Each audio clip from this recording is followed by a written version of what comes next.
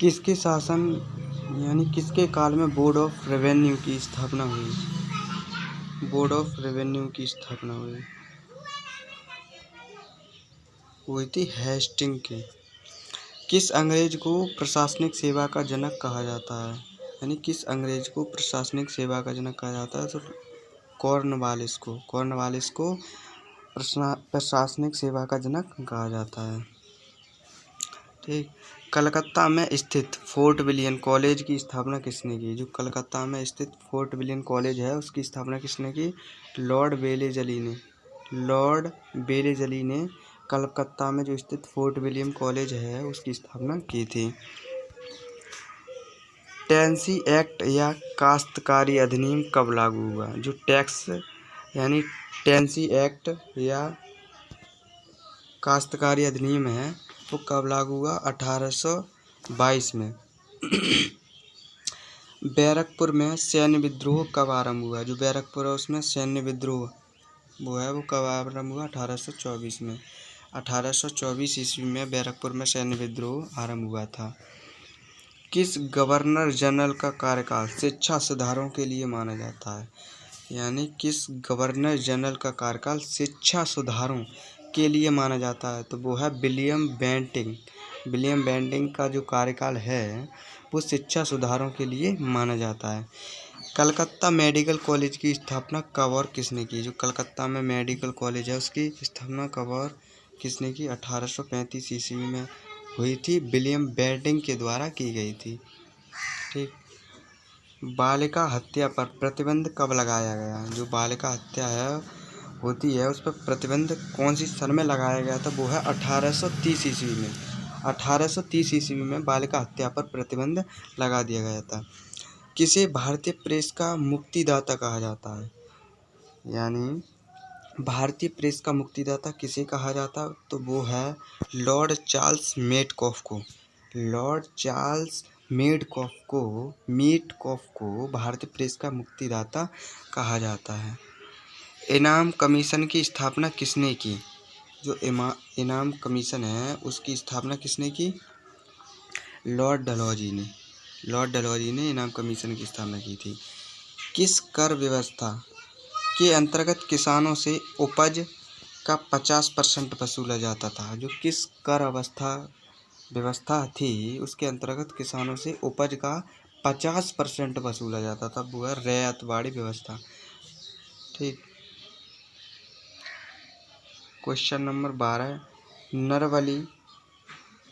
नरवली प्रथा का अंत किस गवर्नर के काल में हुआ? तो वो है लॉर्ड डलहौजी। लॉर्ड डलहौजी के कार्यकाल में नरवली प्रथा का अंत किया गया था। भारत के ब्रिटेन की ओर संपत्ति की अपवहन का सिद्धांत किसने प्रतिपादन किया? दादा भाई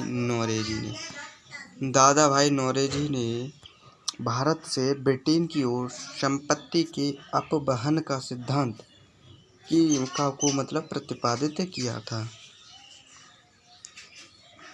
भारत में टेलीग्राफ लाइन किसके द्वारा शुरू की गई? कलकत्ता व आगरा में की गई थी और लॉर्ड डलहौजी के द्वारा शुरू की गई थी। भारत में पहली सूती वस्त्र मिल कहाँ स्थापित की गई? मुंबई में। भारत में अंग्रेजों की लूट किस महत्वपूर्ण घटना के बाद शुरू हुई?